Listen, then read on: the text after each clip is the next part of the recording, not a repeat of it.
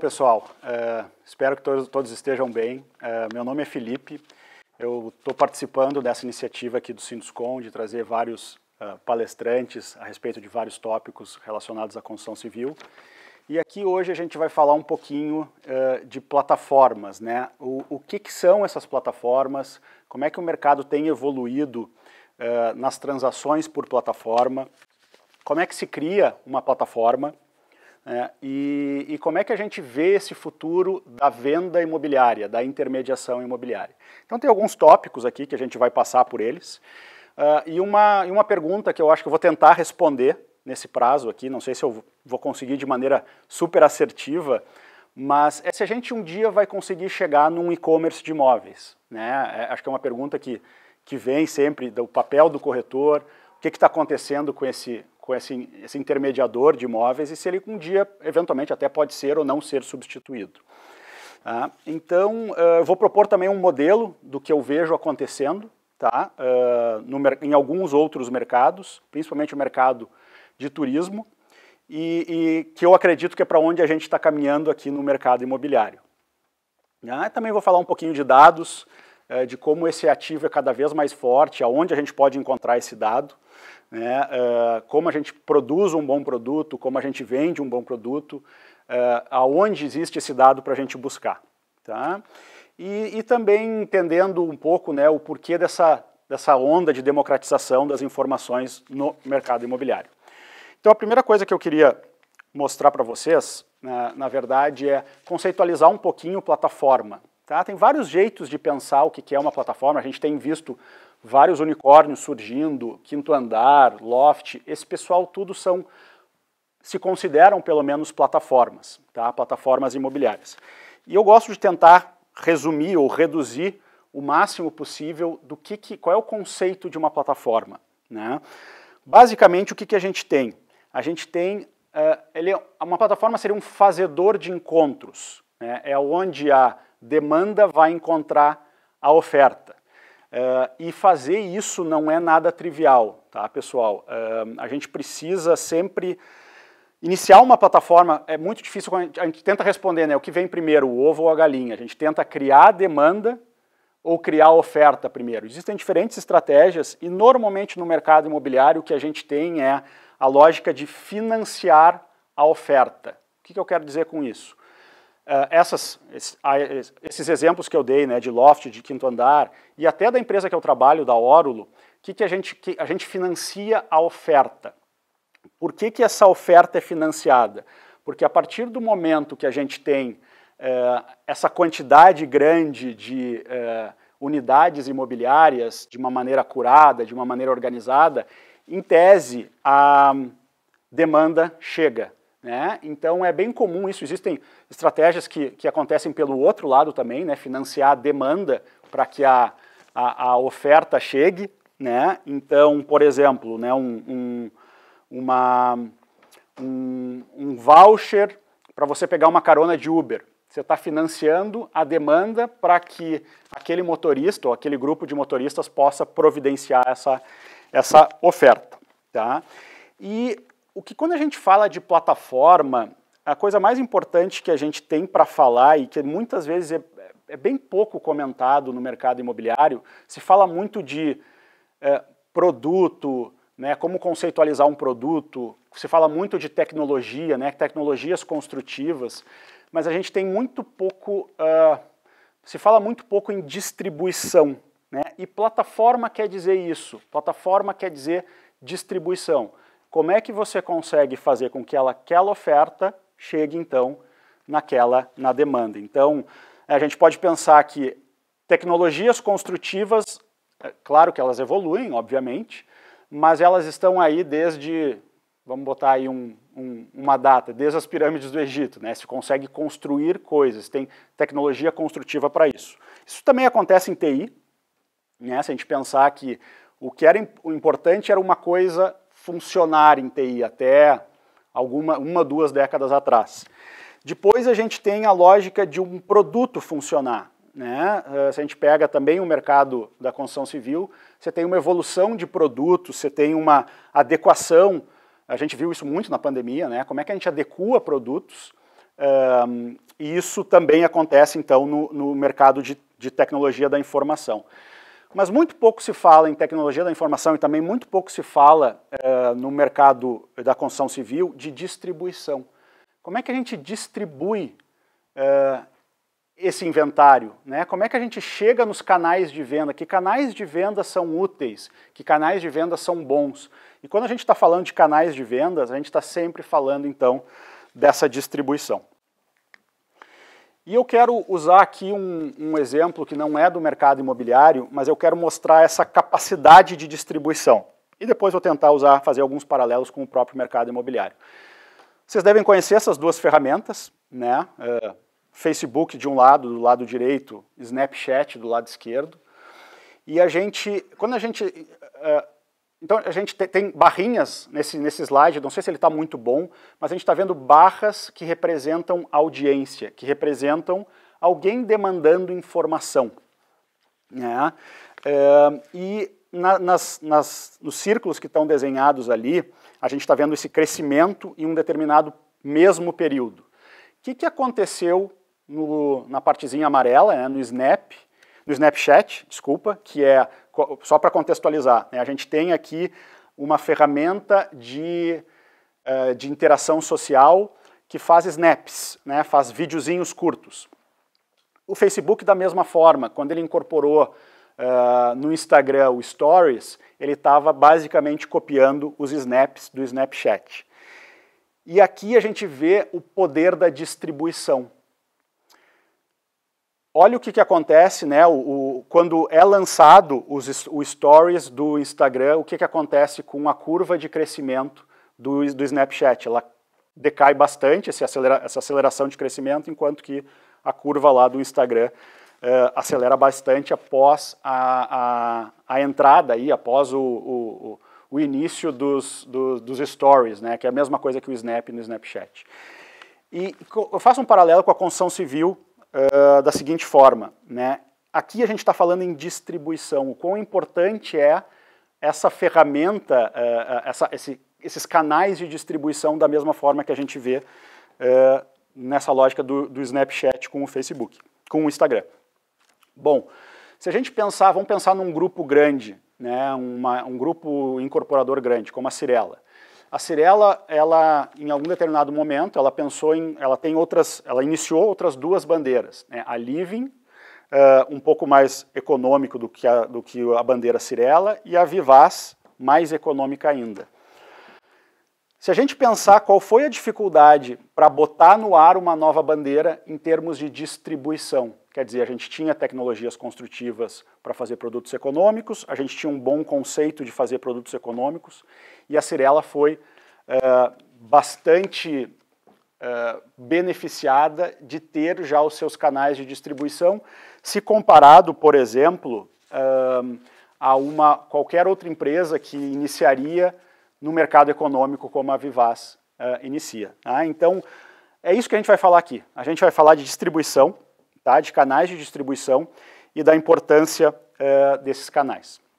Bom, normalmente a gente tem 3 grandes canais, principalmente em mercados consolidados, em mercados grandes, para as incorporadoras. A gente tem as lançadoras, né, as bandeiras lançadoras, que seriam essas grandes imobiliárias, a Lopes é um exemplo delas, dessas bandeiras, a Brasil Brokers é outro exemplo. Então, os canais de distribuição para os produtos das incorporadoras, o primeiro deles, são 3, o primeiro deles, então, basicamente são essas grandes lançadoras. Existe um segundo canal, que é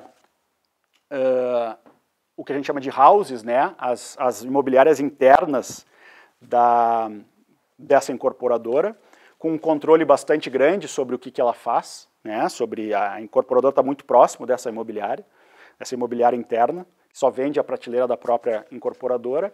E a gente tem o terceiro canal, que seria um varejo de imobiliárias, né? Um grande varejo de imobiliárias que, dependendo da cidade, aqui no Rio Grande do Sul a gente chama isso de imobiliárias externas, em outros lugares a gente chama na maioria do Brasil, na verdade, a gente chama de imobiliárias parceiras. Mas é a mesma coisa, externas, parceiras são a mesma coisa. E esse canal, ele é um canal cada vez crescente mais, por diferentes motivos, né? Por avanços tecnológicos, imagina que em algum momento né, uma grande imobiliária tinha que ter tapete vermelho, lustre de cristal, pé direito duplo, carro importado na frente, e hoje a gente tem basicamente um corretor que pode sair de uma imobiliária e com 20, 30 reais ele inicia uma operação. Então esse canal de parceiros ou de externas, ele toma cada vez mais importância na matriz de vendas do incorporador.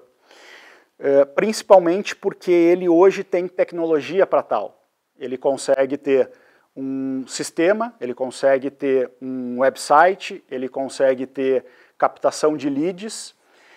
Então, cada vez mais a gente vai ver esse processo aumentando de matriz de vendas para o lado desse parceiro ou dessa externa.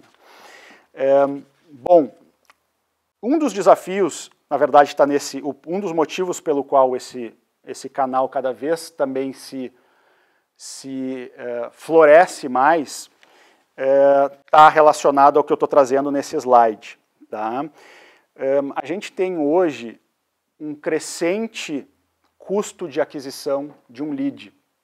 Né? Então, basicamente hoje as ferramentas digitais elas trazem leads, né?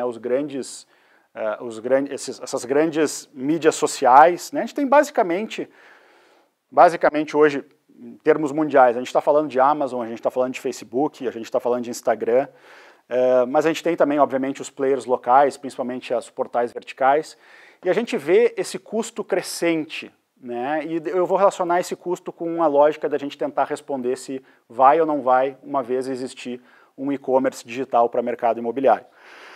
Isso aqui é bastante desafiador, pessoal. A gente tem crescentes custos de geração de lead, né? O que vai impactar então essa lançadora, o que vai impactar essa house da incorporadora e vai fazer com que cada vez mais também a gente queira, ou a incorporadora queira fazer com que ela possa ter cada vez mais o mercado trabalhando os produtos dela. Então a gente pode pensar o seguinte, né? Ter mais um canal de vendas, ou se você tem um canal de vendas, você tem só por um lugar para escoar o seu inventário, por exemplo. Se você tem mais canais de venda, em tese, você está com uma vantagem sobre ter menos canais. O problema é o seguinte, o problema é como é que a gente consegue minimamente administrar essa quantidade de canais que hoje existem. Se a gente pensar que cada corretor pode ser um canal para um inventário de produtos. Então, se a gente vai, por exemplo, para um ambiente como o município de São Paulo, a gente está falando da ordem de 30 mil canais diferentes. Como é que você faz a gestão de todos esses canais? Mais um detalhezinho sobre aquisição de leads. Tá? Esse aqui é um gráfico, que ele é um gráfico mais qualitativo, né? Não são números perfeitos, mas ele demonstra o quão rápido se esgotam as táticas ou as ferramentas para geração de leads, para distribuição de produtos. Então a gente vê, com o passar do tempo, né, no eixo horizontal a gente tem anos, né, no eixo vertical a gente tem eficiência. A gente pode ver como cada vez mais rápido a gente consegue se utilizar destes mecanismos para distribuição de produtos, fazendo com que cada vez a gente tenha mais custo em relação a isso. Tá? Bom, aqui eu vou tentar fazer um paralelo com o mercado de turismo, que é, para mim, o que a gente vai ver como futuro dessa distribuição. Tá? Como é que a gente pensa o mercado imobiliário, ou os inventários imobiliários, a distribuição deles. Não a tecnologia construtiva, não a concepção de produto. De certa forma, a concepção de produto sim, porque o próprio canal pode alimentar essa concepção de produto, mas principalmente como é que a gente vê a distribuição nesses próximos anos. E aqui eu uso uma analogia com é uma sigla em inglês, tá? Se chama GDS, né? Uma sigla para Sistema de Distribuição Global, tá? Global Distribution System, que tá alinhado aqui no slide. Talvez vocês conheçam alguns deles, né? Tem alguns nomes aqui que talvez sejam conhecidos: Amadeus, Galileu, Sabre, Travelport é um outro importante que não está aqui nesse slide. Mas o que eles são? Esse pessoal iniciou as suas operações mais ou menos na década de 70, e eles são oriundos de um consórcio, diferentes consórcios de companhias aéreas, porque elas tinham basicamente o problema de distribuição que hoje é visto no mercado imobiliário. Se a gente pensar o seguinte, né, lá em 1970 e 1980, você provavelmente demorava 8 horas para conseguir comprar uma passagem aérea. Então, eu aqui de Porto Alegre quero comprar uma passagem de Frankfurt para Pequim. Como é que eu faço isso, né? Existiam vários passos, essa necessidade de informação da compra, ela tinha que circular por muita gente, tanto que ela demorava várias horas ou até dias para isso acontecer. Esse GDS, o que eles fizeram? Se eu não me engano, até foi tem uma história, né, de um diretor da IBM estar viajando se eu não me engano, de Nova York para São Francisco com um diretor da Lufthansa. Eu acho que era a Lufthansa, e eles acabaram se encontrando e discutiram, né, pô, nós temos que resolver esse problema de distribuição de inventário. Né? Nesse caso específico, a gente está falando de inventário de assentos aéreos. Porque o que a gente tem? A gente tem uma oferta, né? Por exemplo, assentos aéreos de um avião que sai de Porto Alegre para o Rio de Janeiro amanhã às 2 da tarde, e a gente tem a demanda por esse inventário, né, que são, por exemplo, as agências de turismo. Então, o que o GDS fez? O GDS fez com que esse inventário dos assentos aéreos fosse curado, né, fosse atualizado, fosse constituído num pacote de informações coerentes e corretas em termos de disponibilidade e preço. Esse cara está no meio do caminho, esse GDS, né? E do outro lado, na ponta demandante, vai estar aquela agência de turismo, que pode ser uma agência de turismo, por exemplo, uma CVC, que é uma agência de turismo física, mas pode ser uma agência de turismo online, como um Decolar.com, um Booking. A gente normalmente vê esse pessoal como um portal, mas na verdade eles são o que se chama em turismo OTAs, né? Online Travel Agencies, né? Agências de turismo online. E o que acontece hoje? Toda vez que existe uma distribuição, né? Uma distribuição da informação que vai desse inventário do avião para o agente operador desse inventário, e a gente pode pensar, e é isso que a gente tem feito, tentado se debruçar na Orlo também, como a gente faz dessa mesma lógica, né? Porque, vamos lá, a TAM não quer que o seu último assento promocional que acabou de ser vendido continue sendo comercializado lá no site do Decolar.com, lá dentro da CVC, quando chega alguém demandando uma passagem, por exemplo, de Porto Alegre para São Paulo. Então, isso a gente se debruçou muito na Orlo, tá? Em como é que a gente pensa essa distribuição. Como é que a gente pensa, como é que a gente bebe nesse modelo do GDS e consegue também distribuir, não agora, obviamente, assentos aéreos ou reservas de hotéis, ou reservas de carro, como fazem os GDS, mas distribuir e capilarizar ao máximo os inventários imobiliários, né? E por isso eu trouxe essa figura aqui, que a gente gosta de usar muito lá dentro da Orlo, que é uma tubulação. A gente pode pensar tanto o GDS quanto a Orlo como uma tubulação. De um lado dessa tubulação, então, está esse estoque, esse inventário do incorporador, no caso de mercado primário, e do outro lado a gente tem o operador desse estoque, né, a imobiliária. E se a gente volta para um paralelo lá da house da incorporadora, a house da incorporadora é o site da TAM, né, é o site da Gol, porque a própria operação, por mais que a house não seja a mesma coisa que a incorporadora, elas são intimamente ligadas, né? Então a gente pode pensar o site da TAM como a house da incorporadora e a gente pode pensar o site da CVC como uma imobiliária, né? Essa imobiliária parceira, essa imobiliária externa. Então é legal essa analogia com a tubulação. Tá? Bom, é isso aqui que acontece, gente. Esse é o fluxo de informação da distribuição dos inventários, né, dos estoques das incorporadoras. Então vai estar lá a incorporadora com o seu estoque, com o seu inventário. A Orulo está fazendo esse papel, né, esse Ozinho é a Orulo fazendo esse papel de curadoria dessa informação. E essa informação, então, é distribuída para os operadores do mercado. Né? Vou focar um pouquinho mais na parte ali da direita, onde está escrito imóvel duto, que é o que? A gente está exatamente fazendo com que o mercado inteiro possa acessar em tempo real as informações destes inventários. E com isso a gente consegue, então, atacar, obviamente, não a tecnologia construtiva, que essa é bastante dominada, obviamente não a tecnologia de produto, a não ser que a gente pense que o canal também influencia na concepção de produto, mas a gente está falando aqui da tecnologia de distribuição, que é hoje, sim, a coisa mais impactante ou mais desafiadora quando a gente está pensando em mercado imobiliário, dado os custos crescentes disso, dado as dinâmicas de custo de oportunidade que os incorporadores têm.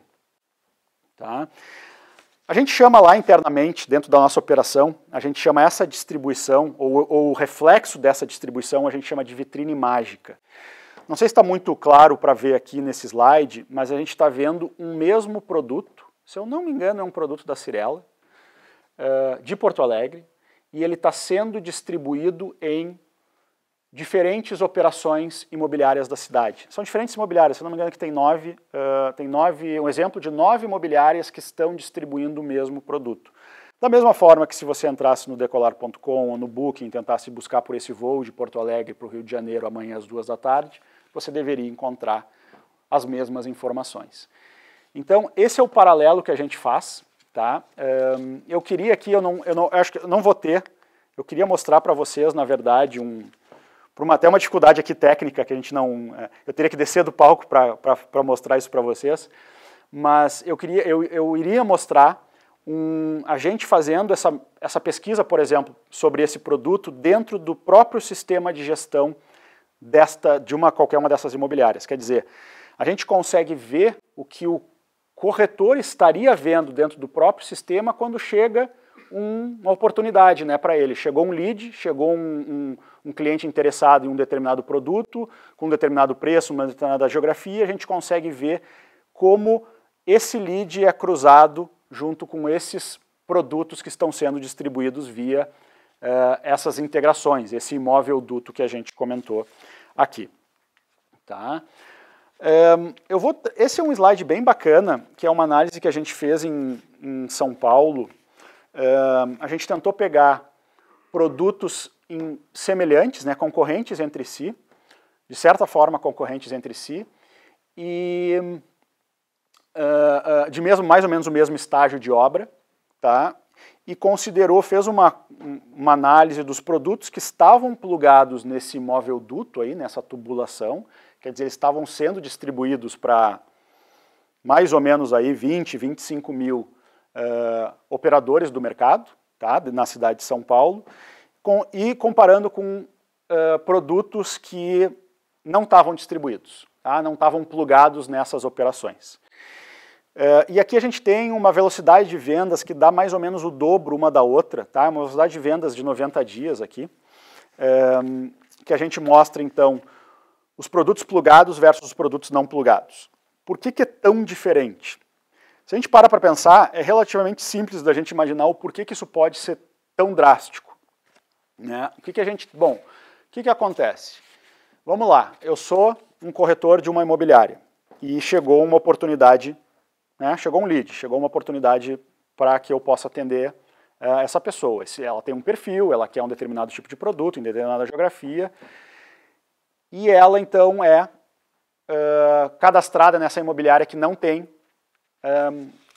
que tem parte dos produtos integrados e parte dos produtos não integrados, como a gente está vendo aqui. O que vai acontecer no momento que eu, corretor, cadastrei uma pessoa, né, um cliente interessado, o Joãozinho, e ele quer, por exemplo, um apartamento de 2 dormitórios, 60 metros quadrados, uma suíte, uma vaga, em Perdizes, e ele tem até 700 mil para pagar. Tá? Ele vai ter um retorno, né, desses produtos, de produtos que cabem com esse perfil, e digamos que eu esteja lançando um produto amanhã, eu sou um incorporador, estou lançando um produto amanhã que tem essas características, né, desse perfil de cliente. No momento que eu distribuo essa informação, automaticamente a gente tem esses cruzamentos sendo realizados dentro dos sistemas de gestão destas imobiliárias. Então, competir essa capacidade de distribuição de um produto que vai integrado, que vai distribuído nessas dezenas de milhares de canaizinhos, versus um produto que foi também lançado amanhã e não está sendo distribuído, não está surfando essa tecnologia para poder captar ou dar match com aquele lead dentro do sistema da imobiliária, é por isso que a gente tem dinâmicas tão diferentes aí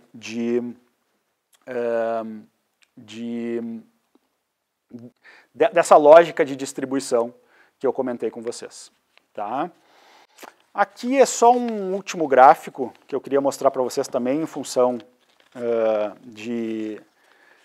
dessa lógica de distribuição no canal de parcerias. Aqui é uma análise de empresas, de startups, na verdade, tá? que estão incluídas no mercado imobiliário, mas também são de outros mercados, e faz uma relação entre quanto explicável é o valor daquela empresa, né, o valuation daquela empresa versus algumas dinâmicas. Então, sempre foi pensado, né, que quanto mais crescimento de receita, em tese você tem, e tem, é correto, você tem mais valor de mercado. Mas a coisa mais importante aqui, que é o tem uma correlação de 0,54, é a retenção dessas vendas. E com isso eu faço um paralelo com essa lógica de distribuição que a gente comentou agora, tá? Que é o seguinte, você no mercado imobiliário é muito difícil, tem muito pouca recorrência, a não ser que você esteja falando de aluguel, um incorporador tem muito pouca recorrência pela própria natureza do produto, né? Ele é vendido e não existe pouca coisa que você consegue colocar para aquele cliente pós você vender esse produto. Existem algumas iniciativas, por exemplo, a MRV faz isso, né? Ela tenta dar outros produtos associados àquela venda que ela fez, mas em grande medida é uma compra única, né? E aqui a gente vê o quão necessário ou quão importante seria essa manutenção de faturamentos associados a alguém, né? Esse 0,54 é isso, né? É a retenção do faturamento. Bom, a gente não consegue ter retenção de faturamento em produto, né? Um produto ele é 100% vendido, mas a gente consegue ter retenção de faturamento em canal. A gente consegue se aproximar daquele canal, engajar com aquele canal e manter um relacionamento saudável de vendas com aquele canal. Então, essa é a lógica que eu queria trazer para vocês aqui, da importância da gente pensar a distribuição dentro do mercado imobiliário. Como é que a gente digitaliza isso? Como é que a gente produz um fluxo constante de negócios? Né? A gente tem muito essa lógica de pensar em tecnologia construtiva, em tecnologia de produto, mas a informação está no canal. A informação, a distribuição está no canal. E esse canal guarda tanta informação bacana, né? Por exemplo, a gente hoje uma incorporadora saberia dizer qual é a imobiliária mais apta a vender determinado produto? É muito difícil da gente conseguir fazer isso. Mas da mesma forma que lá o GDS, que o GDS consegue distribuir aquele estoque, aquele inventário da TAM, consegue dizer de volta, olha, Tan, quem está mais vendendo o seu produto é a agência de turismo 1, a 2 e a 13, não a 5, a 4, a 5 e a 6. É para isso que a gente está caminhando. E é isso que eu considero uma lógica de e-commerce dentro do mercado imobiliário. Não é necessariamente a gente pensar num site onde se vende um produto imobiliário. É muito difícil a gente fazer isso. Ninguém vai passar um cartão de crédito para comprar um apartamento. Mas se a gente pensar que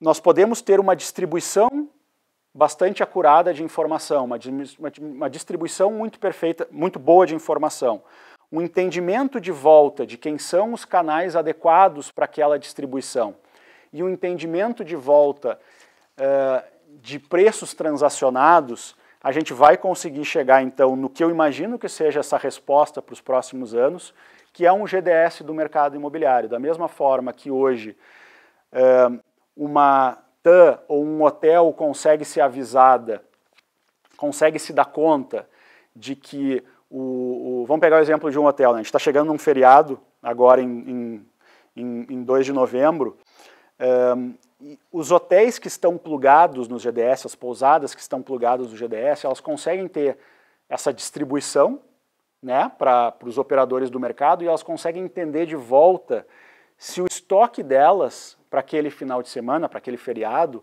está adequado com os estoques das outras pousadas, dos outros hotéis ou das outras companhias aéreas para aquele destino específico. Então, com isso a gente consegue começar a democratizar a informação, não no sentido só de distribuição da mesma, mas no sentido de retorno dela para a gente entender o que faz sentido naquele mercado, que preço faz sentido, que canais são importantes. Hoje o mercado imobiliário é basicamente cego para isso. Se a gente evoluir nessa lógica ou nessa tecnologia de distribuição, e se a gente evoluir nessa tecnologia de uma vez o inventário distribuído, ele conseguir voltar como feedback, a gente tem um ciclo muito positivo de informação indo e de informação vindo, né? E com isso a gente consegue, então, como incorporador, a gente consegue, então, focar nos nossos desafios que muitas vezes não estão vinculados a essa... Vamos pensar num e-commerce, vamos pensar numa venda direta, até porque a venda direta ela traz muito custo, como a gente viu aqui, em relação à operação do incorporador, né? Faz sentido para o incorporador ter essa distribuição, essas imobiliárias trabalhando, porque a gente viu, né, como a gente viu aqui, a gente tem custos crescentes de aquisição de lead, que teriam que ser incorporados por esse incorporador, e nem por isso, né, eu gosto de usar o exemplo aqui para finalizar, o exemplo de automóveis, né, da indústria automobilística. Não é porque uma GM sabe fazer muito bem um carro, uma Tesla sabe fazer muito bem um carro, que ela vai ser dona de concessionária. A gente tem que pensar que na cadeia decisória, na cadeia produtiva, existem lugares para estar, né? Então, essa é um pouco a minha visão, né? A gente não vai ter esse e-commerce, a gente não vai ter essa capacidade de e-commerce de imóveis, pelo menos pelo que a gente vê agora, muito não por causa da evolução da tecnologia, mas muitas vezes pela própria evolução desse custo desse lead, ou dessa necessidade de ter um portfólio tão grande para fazer sentido você ter uma operação interna para cuidar desse lead gerado. Em última análise, na verdade, esses canais para você distribuir, eles fazem muito sentido de uma forma de que a gente possa, com eficiência, distribuir, com eficiência trazer a informação de volta e que isso possa alimentar, então, cada vez mais as decisões que os incorporadores fazem, não só de produto, mas também de quem são os melhores parceiros para a venda nesse mercado. Gente, era isso. Obrigado pelo tempo de vocês. Tomara que tenha trazido algumas informações bacanas. E para mim é um prazer de novo estar aqui no Sinduscon do Rio Grande do Sul.